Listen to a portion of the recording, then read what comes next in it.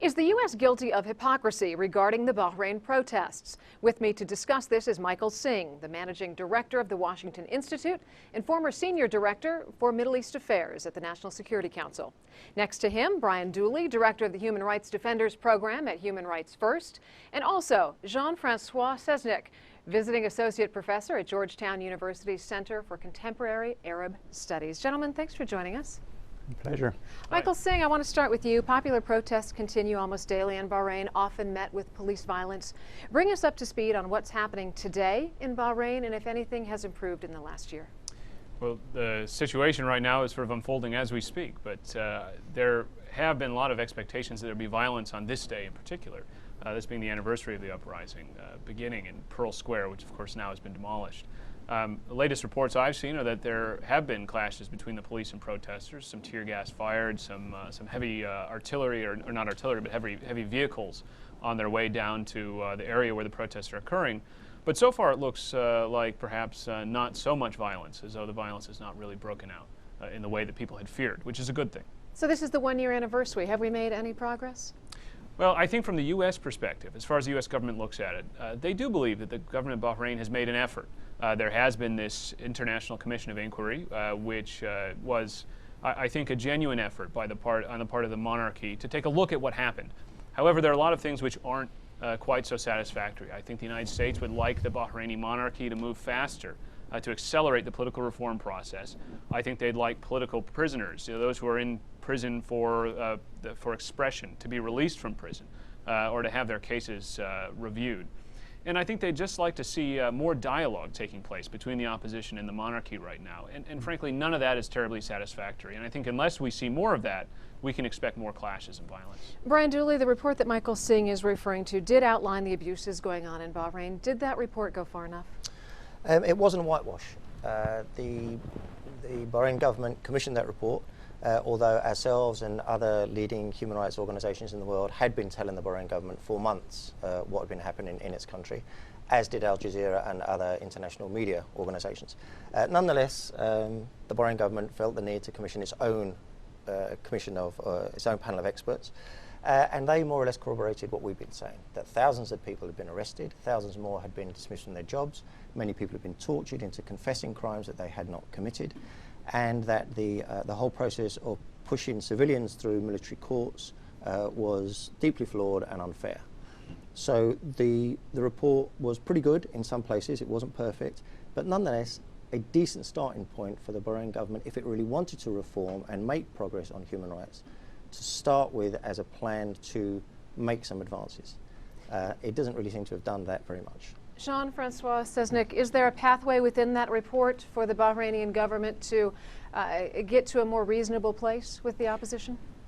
Yes, I think there would be very much that possibility, but the decisions would have to be very difficult. I think one of the key issues would be to have a new government, a government of national unity that would include both Sunnis and Shia, that would decide to maybe replace the prime minister, that would also make sure that the armed forces and the police forces are integrated, because they are now 99% Sunni oppressing the Shia, or seen as oppressing the Shia. So there are a lot of things to do.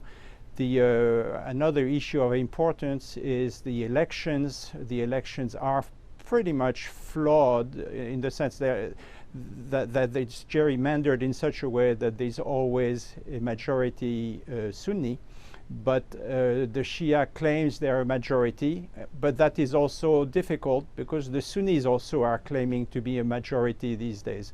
So to clarify all this, these decisions have to be made to clarify the situation with this national unity government, which I think would help a lot.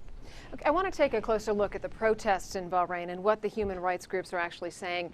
At least 35 people were killed between February and April last year, according to the independent commission appointed by the Bahraini government.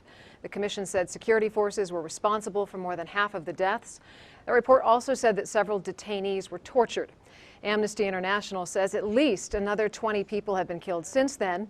Human rights groups say security forces continue to use excessive force. They have called on Bahrain to release political prisoners and investigate ranking security officials. Brian, does the U.S. have a responsibility to intervene and to stem the violence and the human rights abuses that are going on? Well, the U.S. absolutely has a responsibility to speak out more clearly and more often than it has done. If we look at what progress has been made, it's been largely cosmetic. The Bahrain government has issued some reports, it's brought in some high-profile consultants, it's made many promises about what it's going to do. But if you look at the situation, what's happening is the police is still using excessive force, I mean, even since the Basuni report. And I think just as tellingly, it is still pressing charges against people who have been convicted by the military court and by the civilian courts too, really for just expressing their peaceful views. So within the next week, we have a former member of parliament, Matar, another leader of civil society, Mahdi Abu Deeb, the teachers' union president. These guys have been prosecuted for peacefully expressing their views, and those charges aren't being dropped. So no matter what the rhetoric that the Bahraini government makes about how it's progressing, it's turned a new leaf on human rights, these are the real indicators. The week after that, on February the 27th, 20 Bahraini doctors are back in court. Very famous case. They really are being prosecuted because they treated injured protesters and then they told Al Jazeera and other people what was happening. So until we get some real progress on cases like those and hundreds of others, I think all the claims to be sincere about wanting a new chapter in human rights sound very hollow. Jean-Francois? Yeah. Yes, there's a new narrative being sold by the Bahraini government at this time by the Al Khalifa family in particular, that the Sunnis and certain groups within the Sunnis are pushing very hard to have no accommodation with the Shia and to make sure that they get punished to the full extent of the military law. So they're now showing, or the Al Khalifas are trying to argue, that they are really the neutral party and it's not easy for them to go against half of the population and against the other half of the population. So we don't know exactly where this is going, but that's the excuse for not really making any real reforms. What we're talking about is the U.S. acting in a hypocritical manner in terms of how it is handling itself with what's going on in Bahrain. Yes, it is. Well, look, I think it's unfair to say that this is hypocrisy by the United States, because one thing which I think a lot of us have observed since the beginning of these Arab uprisings last year is that just because we have uprisings across the Middle East does not mean they're all the same and need to be treated the same. This isn't Syria, this isn't Libya, certainly. That doesn't mean that what's happening isn't of great concern. And the United States has indeed been speaking out. I think just in the last couple of weeks, we've had the Assistant Secretary of State for Democracy and Human Rights talking about those political prisoners and the need to release them from prison, to pardon them for crimes related to political expression, which we don't find acceptable. The State Department spokesman has said the same thing. I think what's very difficult for the United States in this scenario is that our influence with these Gulf leaders I think has been eroding in the couple of years that preceded the Arab Spring. And so when these uprisings took place, and particularly this one in Bahrain, we weren't in the best position as the United States to have influence. And I think that the way that the Obama administration has tried to approach the situation in Bahrain is as an ally and a friend to try to push for reform, to try to push for the right decisions from the monarchy. But frankly, they haven't had great success doing that. The Saudis have had more success with the Bahrainis because frankly, I think right now that's the closer relationship. Yes, I believe, though, that the Saudis are really the key to this issue, because some people will argue that Bahrain is already the 13th province of Saudi Arabia, and the U.S. government is really following the Saudi leadership. There is this whole view that any power by the Shia in Bahrain would be just a way for the Iranians to enter the region. And the Saudis are vastly opposed to that, and I think we are opposed to that as well. So we mealy-mouth our support of democracy, but the fact is we are very happy to have the Saudis in control and just fight the Shia because we don't want them to be a door to Iran. Well, let's talk about the U.S. military relationship, because our relationship with Bahrain stretches back to 1949. Those ties were expanded soon after the 1991 Gulf War, when an agreement granted U.S. forces access to Bahraini facilities and allowed them to store arms and equipment there for future conflicts. In 1995, Bahrain became the headquarters of the U.S. Navy's Fifth Fleet. The U.S. designated Bahrain as a major non-NATO ally in March of 2002. And the U.S. has sold arms worth $1.4 billion to Bahrain since 2000.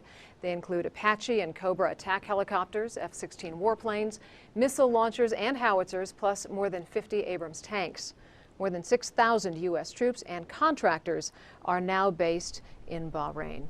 So the U.S. says it's committed to human rights and these universal values, but when those rights come in conflict with what is domestically at its political best interests, do we see this U.S. hypocrisy bear itself? I'm not sure that that isn't a false choice between backing a dictatorship and having a strong military tie with the government. I mean, look what happened elsewhere in the Middle East. The US was backing the wrong horses in Egypt and Tunisia and elsewhere for a long time in the name of stability. And we've seen within the last year just how unstable those dictatorships are, in fact. So what the US is in the best interest of the US really is predictability and stability in Bahrain. And I don't think that supporting the monarchy there is really the best way to ensure that. You don't have a stable government there now. It's a very volatile, fragile situation. The protests aren't going away. People are demanding some degree of democracy. And let's just remember what the Bahraini system of government is, right? There's a king who stacks his cabinet at any one time with members of his family. More than half the cabinet are members of his family. His uncle has been the unelected Prime Minister of Bahrain for 41 years, since the first Nixon administration. He can change the constitution when he likes. So the idea about elections, yeah, some elections happen, but they're pretty token and they're very gerrymandered. So if the US really thinks it's in its best interest to back yet another dictator who at times look very wobbly, then I think that's a very misguided analysis. You know, the big picture here is important. The big picture, I think, for the United States is that we are very concerned about Iran right across the Gulf. And there is a region-wide effort by the United States to really bolster our allies in Saudi Arabia, in Qatar, in the United Arab Emirates, and in Bahrain. But it's important to note that the U.S. arms sales to Bahrain have been suspended for this time, which is quite a significant step for the United States, considering that we're selling a great deal of arms to all those countries in the region, including Egypt. We've just seen in the president's new budget that maintains $1.3 billion in arms sales to Egypt, country where we've seen Muslim Brotherhood successes, for example. But if the Obama administration would have been left to its own devices and there weren't protests from human rights groups and members of Congress didn't stand up and sharply criticize the president, would that $53 million sale have gone through? Absolutely, and another $1 million of transfers is going through. Look, I think that that's not right. I think that the U.S. interest in democracy and in reform is genuine. This is not a new phenomenon. This predated the Arab Spring, in fact.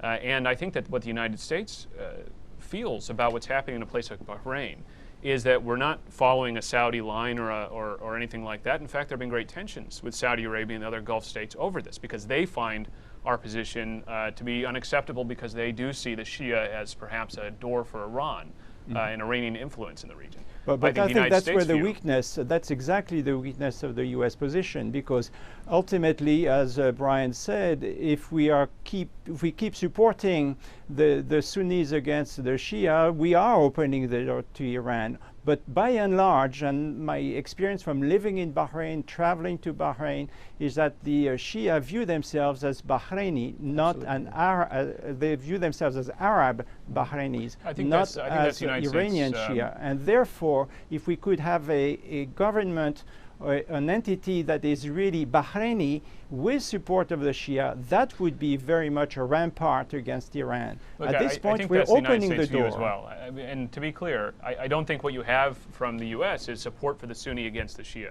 I think the U.S. view is that the United States is very dismayed to see sectarianism breaking out in Bahrain and to see sectarian divide sharpening, because it's that which will open the door to Iranian influence. If really the Shia in Bahrain feel as though the United States isn't going to support them, as though the international community isn't going to support them, then we risk pushing them into the arms, I think, of Iran. And this is a place where, frankly, the United States and some of our allies in the Gulf have disagreed. So I do think it's important to keep in mind that the United States policy here is one of pushing for reform and of ensuring that we're holding the Bahraini monarchy to some sort of account on this. Now, I think that we could be doing more, and I think that certainly the monarchy could be doing more. Well, it looks very unconvincing, let me tell you, to Bahraini activists who speak to me that the US is pushing hard for reform. They don't see that at all. They see long periods of silence from the US, not supporting them. Instead, they see the US intending to, or actually doing, military transfers on a large scale to Bahrain. The dilemma for the US here is, when it talks about a strategic interest and alliance with Bahrain, what does it mean? Does it mean with that royal ruling family, or does it mean with the vast majority of people in Bahrain who are looking for democracy? The problem for the people who are looking for democracy, who I listen to, is that they see the US really as putting all its eggs in the basket of being in cahoots with the dictatorship. And I think that the US has lost credibility over the last year with the democracy activists who it absolutely ought to be supporting. The funny thing, Brian, is that today the Sunnis, the Sunni brothers who are very powerful in Bahrain, are really opposed to the U.S. because they view the U.S. as being stooges of the opposition, of the Shia opposition, and vice versa. The Shia opposition thinks we're doing too nice to the Al-Khalifas in particular. So the Al-Khalifas are taking advantage of this situation to say, well, we're just trying to keep stability between the extremist Sunnis and the extremist Shia. So everybody's playing that little game, and the US is not able to break through on any issue in this because the Al-Khalifas all of a sudden look like they're the wise people in charge of stability. Look, I think the United States doesn't frame its policies towards any of these countries in terms of Sunni versus Shia. We don't have a policy towards the Sunni and a policy towards the Shia. I think what the United States would like to see is reform and sort of more equal rights for all Bahraini citizens, regardless of what sect they're in. And yes, I think the United States sees its role as having a partnership with Bahrain, not simply with the monarchy, as you said, Brian, but with the people of Bahrain. Right. Now, I think that I think the United States' position is that in order to best accomplish that kind of reform, meaningful reform, it's best to be a partner to Bahrain, rather than simply sort of being, sort of on the outside, sort of criticizing or whatever the case may be, to help the monarchy, which is, frankly, the government itself is not unified on these issues, but to help them move in the right direction. I want to take a quick listen to a clip from President Obama's speech that he made on the Middle East last May. When our short-term interests don't align perfectly with our long-term vision for the region. But we can, and we will, speak out for a set of core principles that have guided our response to the events over the past 6 months. The United States opposes the use of violence and repression against the people of the region.